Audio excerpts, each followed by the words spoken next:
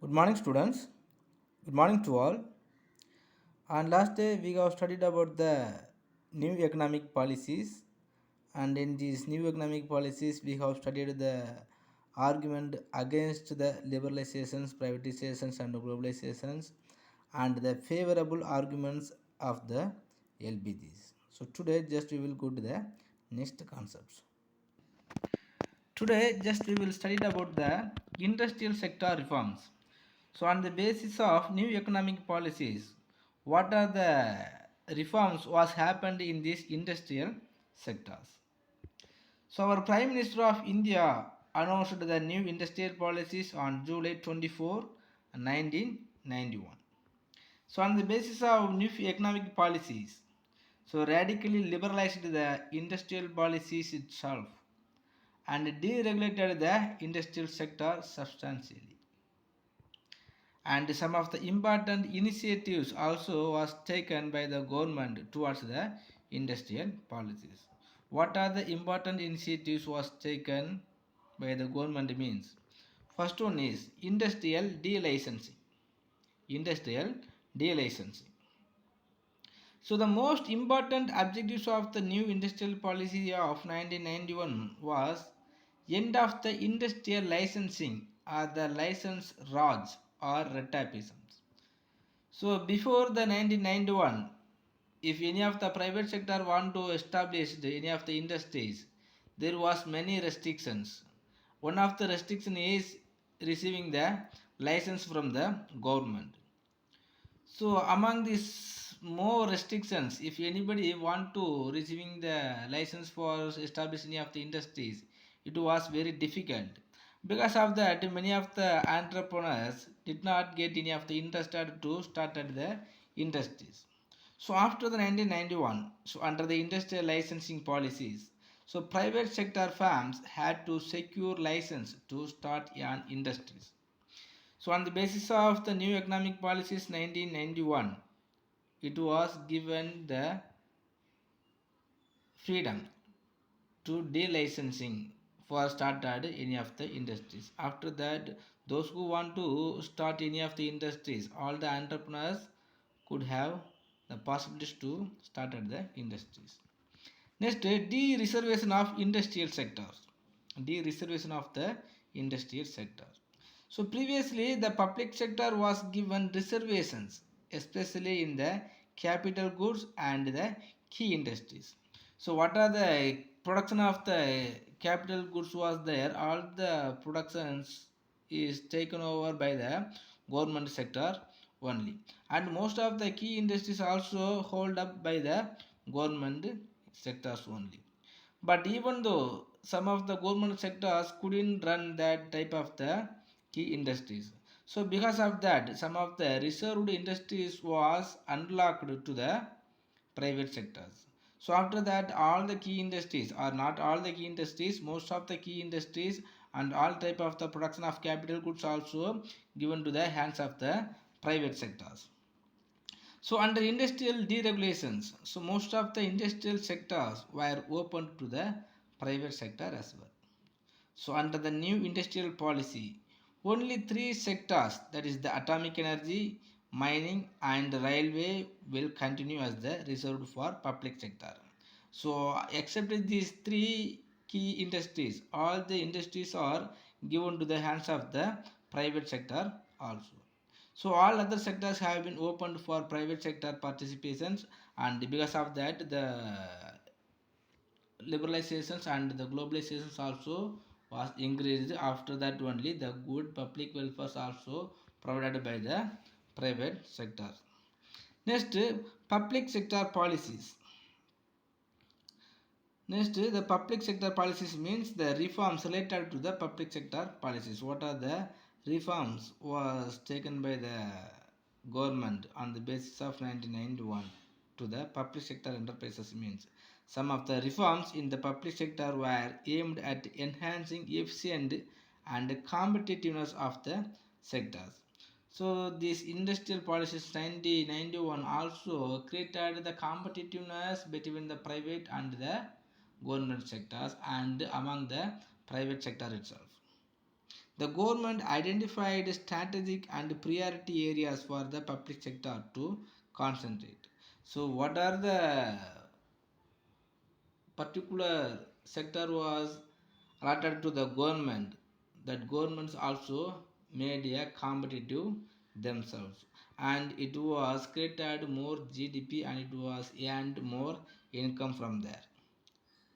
So loss making private sector units were sold to the private sectors. So even if the government or identified some of the industries are not handling as efficiently themselves, means it was given to the hands of private sectors, and after receiving the private sectors it was moving as efficiently till today. Next, abolition of MRTB Act. I think you know the MRTB Act, the Monopoly Restrictive Trade Practices Act. The new industrial policy of 1991 has abolished the Monopoly and Restrictive Trade Practice Act. Monopoly and trade restrictive means, so wherever the possibilities are there to become as a monopolistic in this common market, this act was abolished.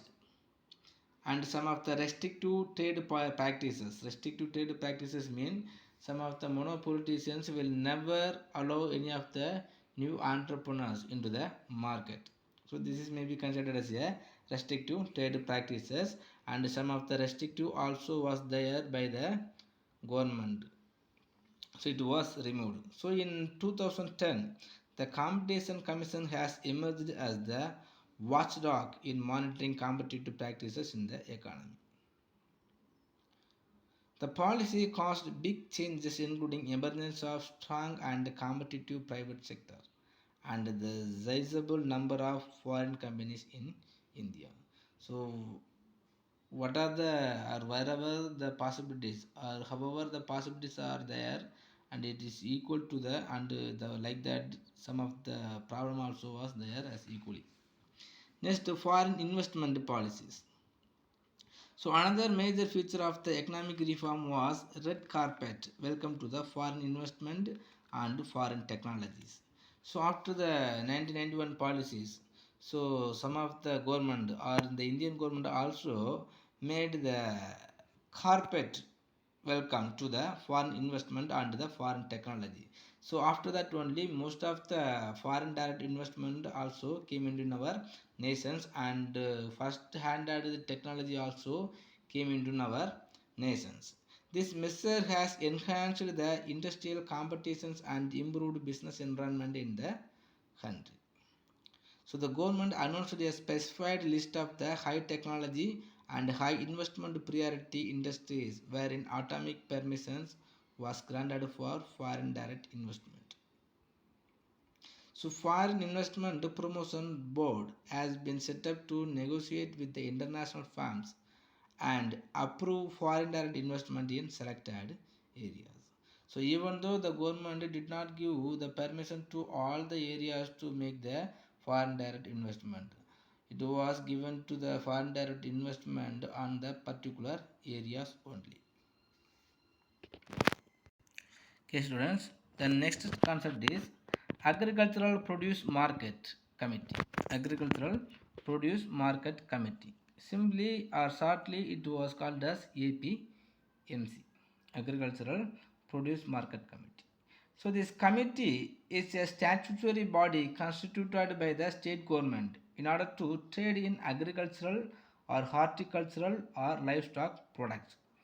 So normally it was given to the more importance of the agricultural and the horticultural. So improvement of the agricultural and the horticultural.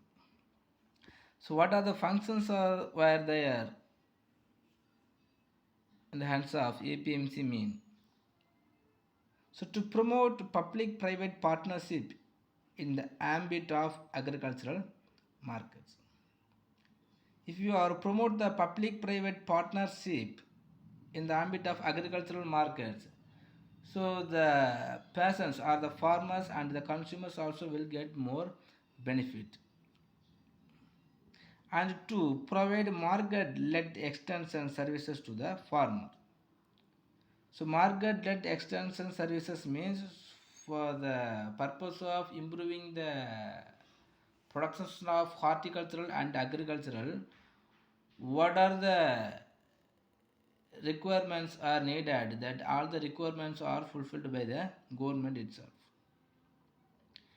Next, to bring the transparency in pricing system and transactions taking place in market in a transparent manner. Transparency in pricing system means, so we can all the persons also see or understood the pricing systems in which basis the price is going to fixed on the goods is will be transparency. And the transaction taking place in market in a transparent manner. Transactions mean, so the goods and services and the some other services also take place as a transparent manner. Next, to ensure payments to the farmers for the sale of agricultural produce on the same time. If any of the farmers sold their productions in this agricultural market or the horticultural market, within the same time they ensure that they get the salary.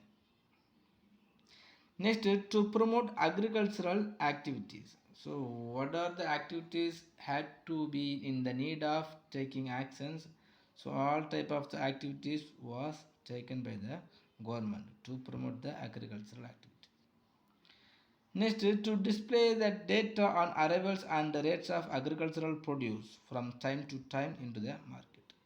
So nowadays all the foreign markets and some of the standard markets are doing some of the things that was taken by the APMC also.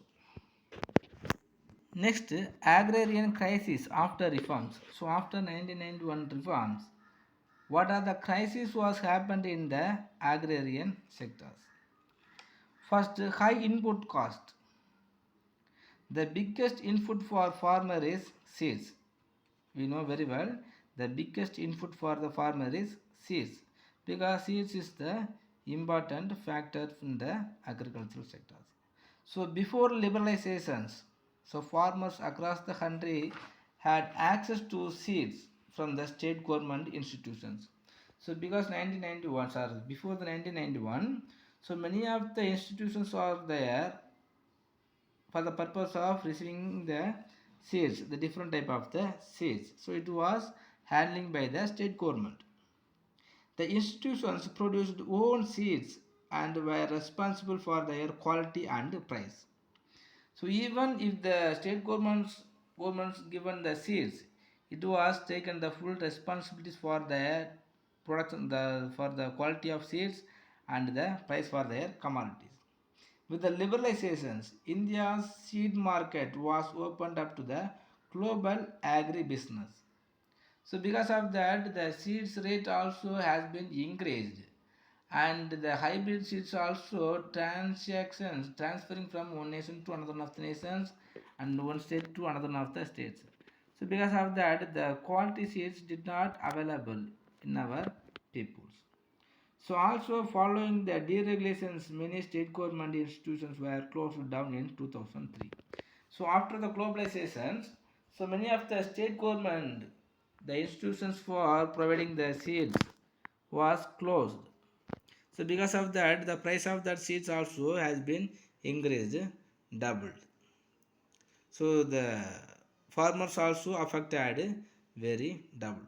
So seed price shot up and fake seeds made an appearance in a big way. Next, cutback in agricultural subsidies. So farmers were encouraged to shift from growing a mixture of traditional crops to export-oriented cash crops like chili, cotton, and tobacco. But so all these items was cultivated on the basis of providing the subsidies by the state government. But after the liberalizations, all the agricultural subsidies was stopped, and because of that, the poor farmers also did not have the financial facilities to cultivate this type of the money crops like a chili, tobacco, and cotton. So liberalization policies reduced the subsidies on pesticide, fertilizers and elasticity. As a result, prices have increased by 300%. So many of the new arrival of fertilizers and pesticide and the some other inputs also was increased. So because of that, the farmers did not have the possibilities to purchasing any type of the fertilizers. However, the prices of agricultural goods have not increased to the extent. Next, reduction of import duties. With the view to open India's markets, the liberalization reforms also withdrew the tariffs and duties on imports. Already we have studied if there is no restrictions or some of the import duties are reduced, what will happen? So our domestic entrepreneurs also will importing more goods, and if we are importing more goods from the another nations, what will happen? So the price of the goods will be reduced. So here however product or how much of product is produced by our local farmers, they will not get the good and reasonable prices for their commodities. So as a result, cheap imports flooded the market and boosting prices crops like cotton and pepper down. Next, paucity of credit facilities. So after 1991, the lending pattern of commercial banks, including nationalized bank, drastically changed. As a result, loan was not easily adequate. So before the 1991, some of the particular bank for the purpose of improving the agricultural and agrarian business, some of the bank was there to providing the financial facilities for the farmers and the other cottage entrepreneurs. But after the 1991, so the credit facilities also was stopped and paused. As a result, loan was not easily adequate. This has forced the farmers to rely on money lenders who charge exorbitant rate of interest. So again, after the 1991, some of the farmers was being in the need of borrowing the money for the local money lenders, and they will also fix the rate of interest as high. So automatically these farmers was fell down in the poverty. Okay. Next, EXIM policy. EXIM policy means so export and import policies. So on the basis of new economic policies 1991, so some of the reforms also was taken in the export import policies. The government of India, Ministry of Commerce and Industry announced the new foreign trade policy on 1st April 2015 for the period of 2015 to 2020. So after the 5 years, so this policy also will be going to change. Some of the salient features of existing policy is the reduce export obligations by 25% and give boost to domestic manufacturing supporting the Make in India concept. So on the basis of Make in India concept, the export obligations was reduced by 25% and giving boost to the domestic manufacturing support. So the existing policy also increasing the boost for the manufacturing of host countries and reduced the export obligations by 25%. So what were the product is going to produced, or what are the product is going to import from the another nations? It was manufacturing in the host countries itself. Next, as a step to the digital India concept, so online procedures to upload the digitally signed document by CA, CS, cost accountant are developed, and further mobile app for filling tax stamp duty has been developed. So normally the online procedures to upload all type of the certificate and all type of the documents has been developed. So it was developed on the basis of digital India concept. So what are the procedures was there on the basis of written document? It was changed up the digital method. Next, repeated submission of physical copies of documents available on exporter-importer profile is not required. So once if the exporter-import profile is uploaded, so it was enough. So repeated submission of physical copies of document was reduced. Next, export obligations period for export items related to defense, military, store, aerospace and nuclear energy to be 24 months. The export application period was extended from the 12 months to 24 months. Next, Exim policy is expected to double the share. The Exim policy 2015 to 2020 is expected to double the share of India in world trade from the present level of 3%.